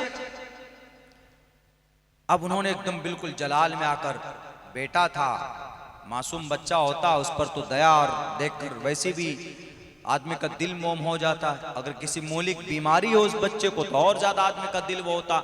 उन्होंने देखकर ये कहा कि देखो ए डॉक्टर सुन, अगर मेरे खुदा ने इस बच्चे के लिए मौत लिख दिया है तो खुदा को अपना फैसला बदलना होगा। ये जुमला बहुत खतरनाक है, ये आदमी को काफिर भी बना सकता है। अगर अल्लाह किसी के लिए मौत लिख दे तो कोई टाल सकता है? नहीं टाल सकता। लेकिन वो क्या कह रहे हैं? अगर अल्लाह ने मौत लिख दिया इस बच्चे को तो अल्लाह को अपना फैसला बदलना होगा। कौन करेगा? आदमी कह रहा है। ऐसा हो सकता है? जी ऐसा हो सकता है। अल्लाह के नबी की हदीस है, कुछ नेक लोग ऐसे होते हैं, लो अक़सम बिल्लाहि ला बर्रहुल्लाह, कुछ अल्लाह के नेक बंदे ऐसे होते हैं, उनका रिश्ता अल्लाह से इतना मजबूत होता है, इतना मजबूत होता है कि अगर वो जमीन पर कसम खा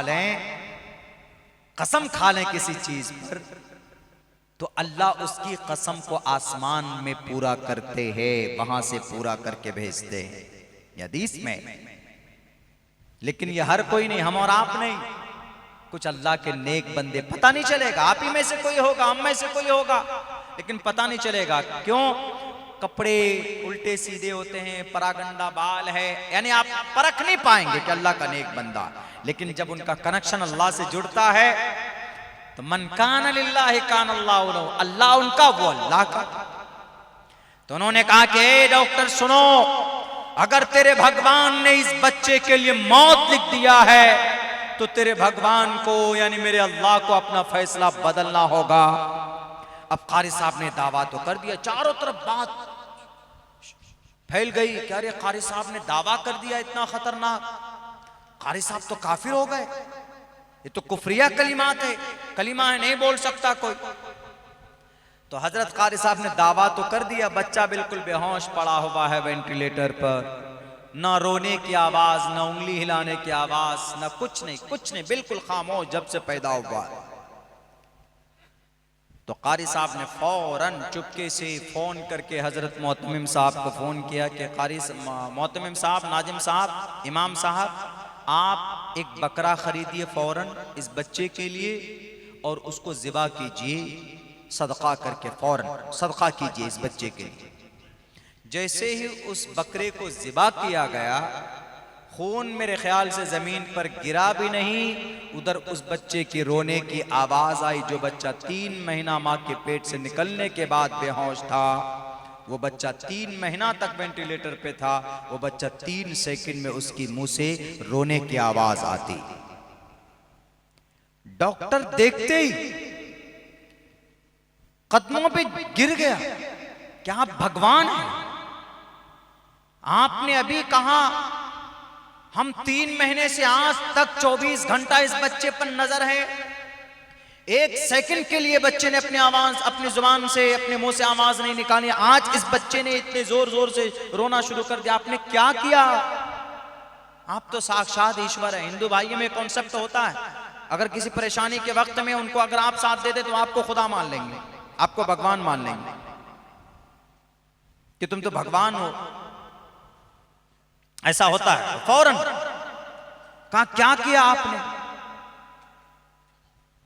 कहा कि देखो डॉक्टर, मैंने कुछ नहीं किया, हमारे नबी ने जो तरीका बताया है सदक़े का, हमने सदका किया इस बच्चे के नाम पर, सदका तो तरुद्दुल बला, और कुछ नहीं, एक बकरा हमने खरीदवाया, हमने कहा कि सदका कीजिए और ज़िबा कीजिए फौरन फटाफट, और बच्चों को खिला दीजिए मदरसे में।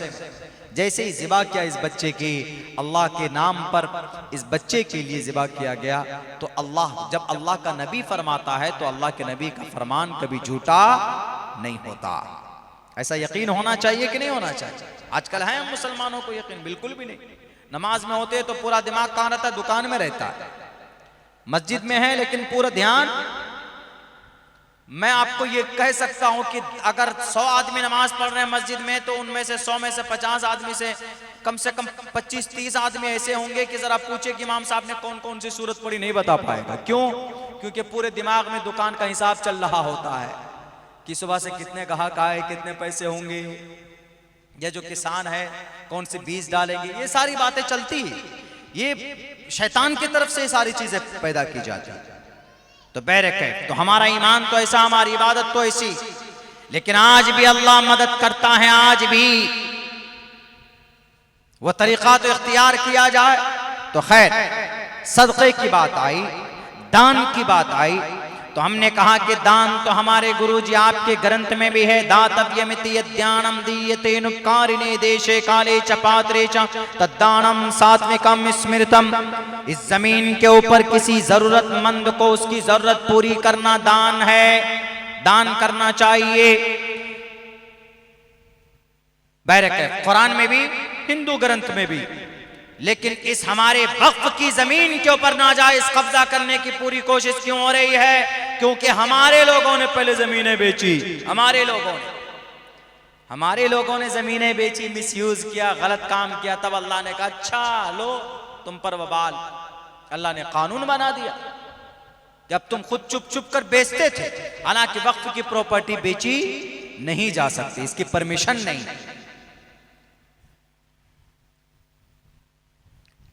तो मेरे भाइयों, दुनिया का सबसे बेहतरीन तरीन सिस्टम और निज़ाम अल्लाह ने हमें दिया है, उसका सही इस्तेमाल हो तो दुनिया में इससे बेहतर और इससे ताकतवर कोई कौम आज तक पैदा नहीं हुई और न क़यामत तक पैदा हो सकती है। बस शर्त यही है कि शरीयत के मुताबिक इंसान अपनी ज़िंदगी गुजारे, तभी। इसमें कुछ बातें लिखी थी, एक तो इद्दत के बारे में। इद्दत के बारे में देखिए, अगर किसी का हमारे समाज में मौत का कोई वक्त मुतय्यन नहीं है, कभी भी किसी की मौत हो सकती है, आ सकती है। इस्लाम ने कुछ निज़ाम तय किए, कुछ सिस्टम तय किया हुआ है हर फील्ड के लिए। ऐसा नहीं कि सिर्फ इबादत के लिए, इद्दत के लिए, तलाक के लिए, पर्दे के लिए, हर सिस्टम के लिए। अगर कोई प्राइम मिनिस्टर बैठा है उसके लिए भी सिस्टम है।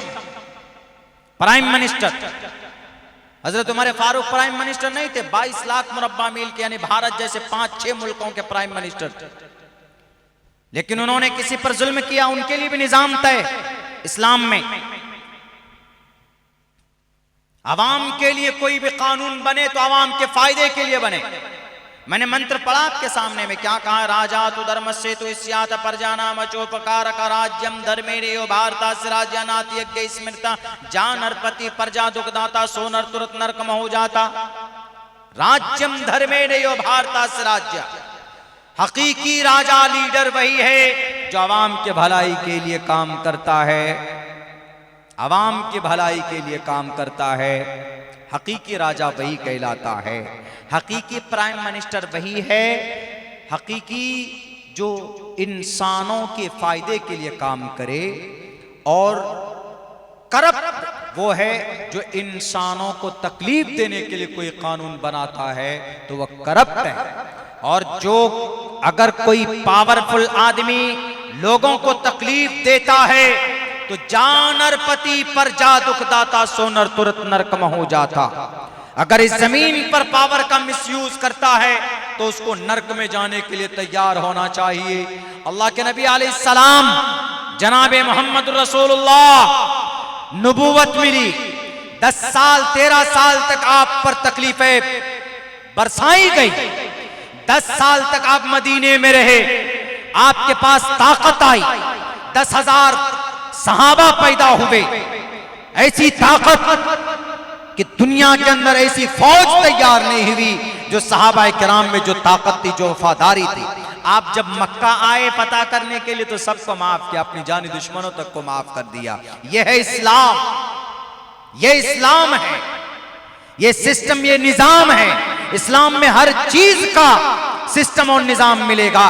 बल्कि ये कहूं, आप जब शौचालय जाते, शौचालय बाइबल में ऋग्वेद, यजुर्वेद, सामवेद, अथर्ववेद में, तौरात, इंजील, जबूर, कहीं पर भी दुनिया के किसी भी कल्चर में चले जाइए, बाथरूम में जाने का तरीका, आने का तरीका किसी ने नहीं बताया। यहां तक कि जब आप बैतुल खला में जाते हैं, टॉयलेट में जाते हैं, तो बैठने का बैलेंस क्या होना चाहिए, कौन से पैर में ज्यादा वजन होना चाहिए, कौन से पैर में नहीं होना चाहिए, बताइए। अल्लाह के नबी ने ये बातें बताई है कि नहीं बताई? आज तक दुनिया में कोई ऐसा बच्चा ही पैदा नहीं हुआ जिसने ये छोटी छोटी बातें बताई हो। छोटी छोटी बातें, सारी चीजों की रियायत की गई। इसीलिए कहा गया Islam is the best religion to the world. दुनिया के अंदर सबसे बेहतरीन मजहब अगर कोई है तो इस्लाम। तो इसी तरीके पर इद्दत है, इद्दत का भी एक निज़ाम।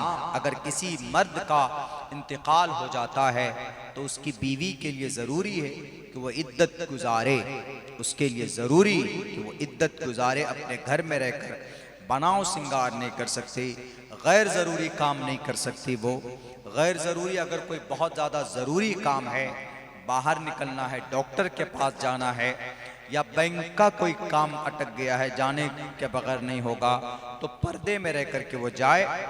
बेहतर है कि अपने घर के अंदर रहकर, एक कोने में रहकर वो अपनी इद्दत पूरी करे। ये शरीयत का फरमान, इसको कभी डिनाई नहीं कर सकते। अगर समाज की कोई बहू बेटियां ऐसा नहीं करती है, पहली बात तो इस तरह का हादसा सामने ना आए कि समाज की कोई बेटी या समाज की किसी हमारी माँ को किसी को वो दिन देखना पड़े कि उनकी ज़िंदगी के अंदर उनका शौहर उनसे जुदा हो जाए। बहरकैफ मौत तो बरहक है, वो तो आना ही है, लेकिन अल्लाह ने एक निज़ाम तय किया है औरतों के लिए इद्दत का। इद्दत गुजारना एक ज़रूरी, एक इद्दत तो ये है, और एक ये मौत वाली इद्दत, और एक इद्दत वो है अगर किसी की कहीं अगर नागहानी खुदा न खास्ता कोई इस तरह का मसला होता है, तलाक की नौबत आ जाती है, एक इद्दत वो होती है, एक इद्दत वो है, एक इद्दत ये है। तलाक देने के बाद, तलाक अगर कोई किसी को लेना है तलाक ले ले, या तलाक का मामला सामने आया तो तलाक के बाद इद्दत गुजारना कंपलसरी है, ज़रूरी। इद्दत के बगैर, इद्दत गुजारे बगैर अगर आप किसी और से निकाह कर लेते हैं तो ये नाजायज़ और हराम है। इस्लाम में इसकी परमिशन, इसकी इजाज़त नहीं, इसकी गुंजाइश नहीं। तो मेरे भाइयों, इन सारी चीज़ों को, और भी अगर कोई बहुत ज़्यादा बारीक मसला है तो आप इमाम साहब से रुजू कर सकते हैं, मुफ्ती साहब से रुजू कर सकते हैं, कि हमारे धर्म गुरु होते हैं। आपके समाज का, मोहल्ले का सबसे बड़ा आलिम आपका इमाम होता है। आपका इमाम, दीन की, शरीयत की जानकारी उनके अंदर है, आप उनसे रुजू कीजिए। इसलिए कि नमाज से बढ़कर कोई बड़ा अमल तो है नहीं। जब नमाज की जिम्मेदारी आपने उनके कंधे पर डाल दी कि आप हमारी नमाज, अब वो इमाम साहब 24 घंटे में 5 वक्त की नमाज जमीन से लेकर अर्श तक पहुंचता है कि नहीं पहुंचता है, डेली उनकी जिम्मेदारी। इसलिए अगर इमाम आलिम दीन है तो आप दीन और शरीयत का कोई भी मामला है आप उनके सामने में रखिए, और रखना भी चाहिए।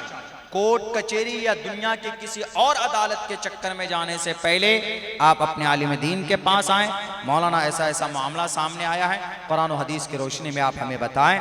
इंशाअल्लाह तबारक व तआला पुरसुकून ज़िंदगी गुजरेगी और इलाके के अंदर दीन की फ़िज़ा को बढ़ने में मौका मिलेगा। मेरे भाइयों, वक्त काफ़ी हो चुका है। अल्लाह से दुआ करता हूँ, अल्लाह सुब्हानहू व तआला कहने सुनने से ज़्यादा हम तमाम मुसलमानों को, खुसूसन नौजवान तबके को, इस मुबारक महीने का एहतराम और इसमें जो काम करना है वो काम करने की तौफीक दे, और जिन खुराफात से शरीयत ने मना किया है उन तमाम खुराफात बिदात से हम सब की अल्लाह हिफाजत फरमाए। बहुत बहुत शुक्रिया, जज़ाकल्लाह। अस्सलामु अलैकुम व रहमतुल्लाहि व बरकातुहू।